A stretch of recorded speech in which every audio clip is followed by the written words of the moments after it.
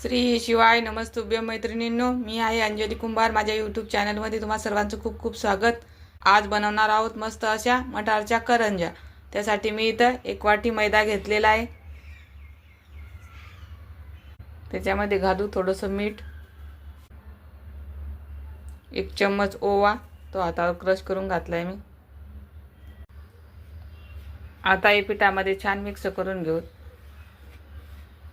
करंज्या मस्त खुसखुशीत ठिसूर होण्यासाठी आता याच्यामध्ये आपण तेल घालणार आहोत। तर इथे मी 1 पळी तेल मस्त गरम करून घेतलेला आहे। तुम्ही तेलाऐवजी तूप पण घालू शकतात। या पद्धतीने चुरका बसला पाहिजे पिठाला। आता हे सर्व चमच्याने मिक्स करून घेऊ।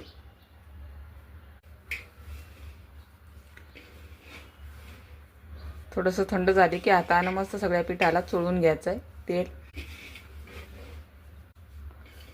इथे मी तेल सर्व पिठाला व्यवस्थित चोळून घेतलेला आहे। तुम्ही बघू शकता या पद्धतीने अशी मूठ झाली पाहिजे। आता आपण याच्यामध्ये थोडं थोडं पाणी टाकून घट्ट पीठ मळून घेऊ। आपण थोडं थोडं पाणी घालू। करंज्याचं पीठ आपण ज्याप्रमाणे मळतो ना घट्टसर, त्याप्रमाणेच मळून घ्यायचं।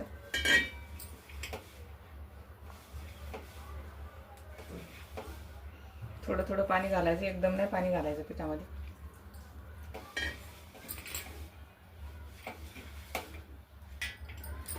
तर या पद्धतीने मी घट्ट पिठाचा गोळा मळून घेतलेला आहे। आता आपण याला 10 मिनिटं असंच झाकून ठेवू। 10 मिनिटं आपण या पिठाला असंच झाकून ठेवू।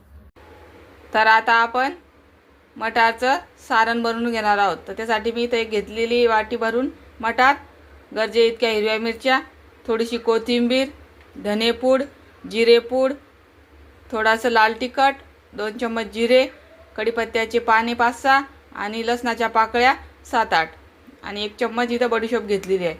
आता आपण सर्वात प्रथम मटार तव्यावर भाजून घेऊ। तर इथं मी तव्यावर हे मटार भाजून घेते।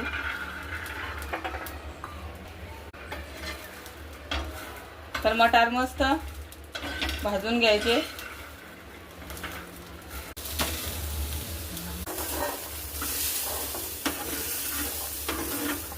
तर इथे आपण आता या गरजे इतक्या लागणाऱ्या मिरच्या पण भाजून घेऊ। मिरच्या थोडंसं तेल टाकून भाजायच्या। मिरच्या सोबत इथं मी लसणाच्या पाकळ्या पण भाजून घेते थोड्याशा।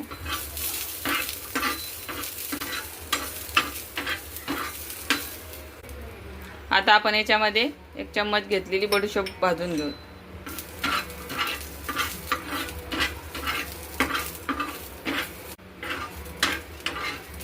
तरी हे सगळं भाजून झालेलं आहे। आता आपण या मटारमध्ये काढून घेऊ। आता आपण हे मटार, मिरची, लसण मिक्सरच्या भांड्यात काढून घेऊ। आता याच्यामध्ये 1 चम्मच जिरे घालू, चवीपुरतं मीठ घालू। आता हे वाटण मिक्सरला ओबडधोबड फिरून घेऊ। तर इथे मी या पद्धतीने जाडसर वाटण करून घेतलेलं आहे। बघू शकता या पद्धतीने एकदम बारीक नाही करलेलं। आता आपण या वाटणाचं सारण बनवून घेऊ। इथं मी कढईत 1 पळी तेल घातलेलं आहे। आता आपण याच्यामध्ये मोहरी घालू। मोहरी छान तडतडली। आता याच्यामध्ये जिरे घालू, कढीपत्ता, आता तयार केलेलं वाटण घालू। आता याला 2 मिनिट परतून घेऊ। सारण मस्त 2 मिनिट परतले गेलेले आहे। आता आपण याच्यामध्ये 2 चम्मच बेसन पीठ घालणार आहोत। बेसन पीठ मी साहित्य दाखवताना विसरले होते घ्यायचं। तर आता हे बेसन पीठ पण 2 मिनिटं परतून घ्यायचं। बेसन पीठ घातल्याने आपल्या सारणाला मस्त बाइंडिंग येते। आता याच्यामध्ये मसाले घालू। अर्धा चम्मच हळद, धनेपूड, जिरेपूड, लाल तिखट मिक्स करून घेऊ।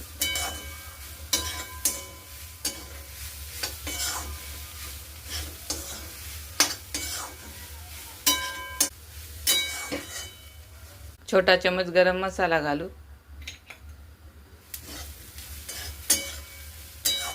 आता इथे आपलं हे सारण मस्त तयार झालेलं आहे। याच्यामध्ये थोडंसं लिंबू सत्व घालू। आणि वरतून कोथिंबीर घालून छान मिक्स करून घेऊ.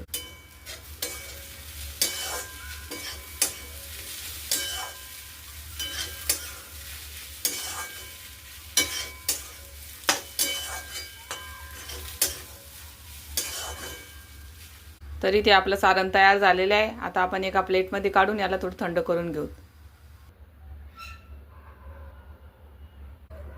तर इथं 15-20 मिनिटं झालेली आहेत. आपलं पीठ मस्त सेट झालेलं आहे. याला 1 मिनिट भर असं मळून घेऊ. सारण पण इथे मस्त गार झालेलं आहे. आता आपण याच्या करंज्या बनवून घेऊ. तर इथे मी एवढा उंडा घेतलेला आहे. या पद्धतीने लाटी करून लाटून घ्यायची. करंज्या बनवताना पान कधी पण थोडंसं लांबट लाटायचं, गोल नाही लाटायचं. या पद्धतीने आणि मधामध्ये पातळ करून काठाला जाड ठेवायचं. मस्त करंजी भरल्या जाते त्या असं पान लाटलं.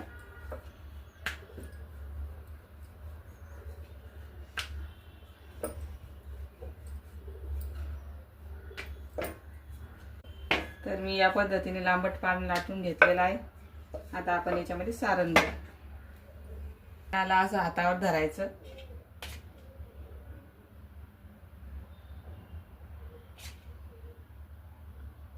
ठासून सारण भरायचं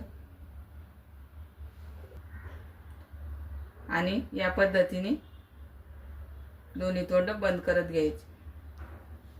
बघू शकता तुम्ही. पीठ व्यवस्थित जर झालेलं नसलं तुमचं तर तुम्ही या पानाला थोडंसं पाणी लावून पण चिपकू शकता.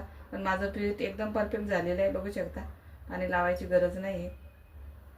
आता आपली करंजी मस्त ठासून भरल्या गेलेली आहे. आता आपण तिला मस्त झालरीचा आकार देणार आहोत या चमच्याने.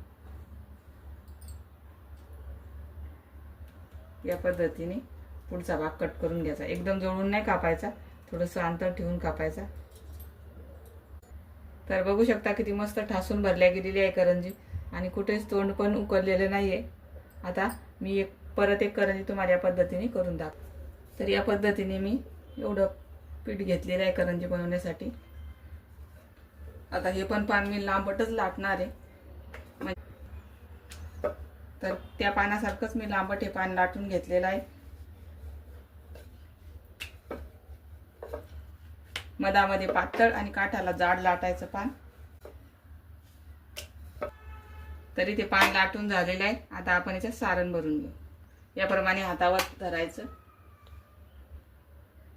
मस्त 2-3 चम्मच सारण भरून घ्यायचं. या पद्धतीने तुमचं जर पान पीठ कडक झालेलं असलं तर तुम्ही इथं पाणी लावून हे दोन्ही भाग जोडून घेऊ शकता. पण माझं पीठ एकदम व्यवस्थित झालेलं आहे. बघू शकता. या पद्धतीने मी ही पण करंजी जोडून घेतलेली आहे.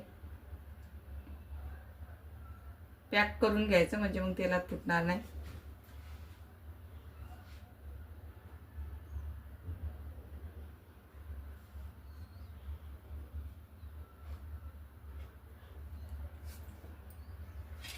आता या उरलेला भाग या पद्धतीने एक चम्मचनं कट करून घ्यायचं. इथं माझी दुसरी पण करंजी मस्त टम्म भरून झालेली आहे. तुम्ही बघू शकता. आता सर्व करंज्या मी या पद्धतीने बनवून घेते.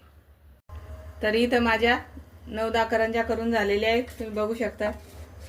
सर्व एकसारख्या बनवून घेतलेल्या आहेत मी. आता आपण यात तळून घेऊ. तेल पण व्यवस्थित गरम झालंय. आता आपण याच्यामध्ये करंजी तळून घेऊ.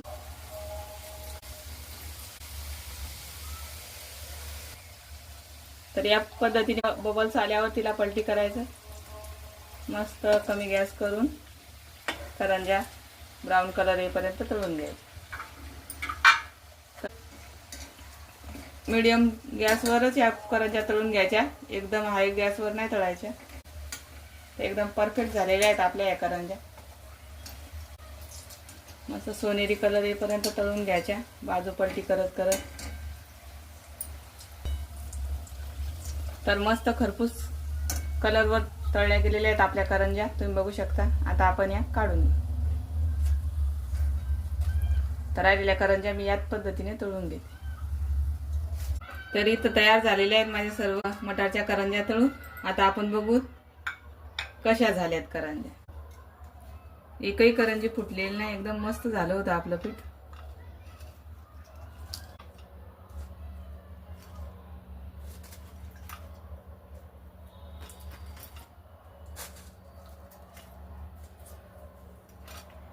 तर आपण बघूत आपली करंजी मस्त खुसखुशीत झाली का. तर बघा किती मस्त सारण भरल्या गेलेलं आहे, एकदम टम्म. तर ही करंजी तुम्ही सॉस सोबत किंवा कोथिंबीरच्या चटणी सोबत खाऊ शकतात. तर तुम्हाला ही माझी रेसिपी कशी वाटली नक्की कमेंट करून सांगा आणि आवडली असल्यास लाईक शेअर सबस्क्राईब करा. धन्यवाद.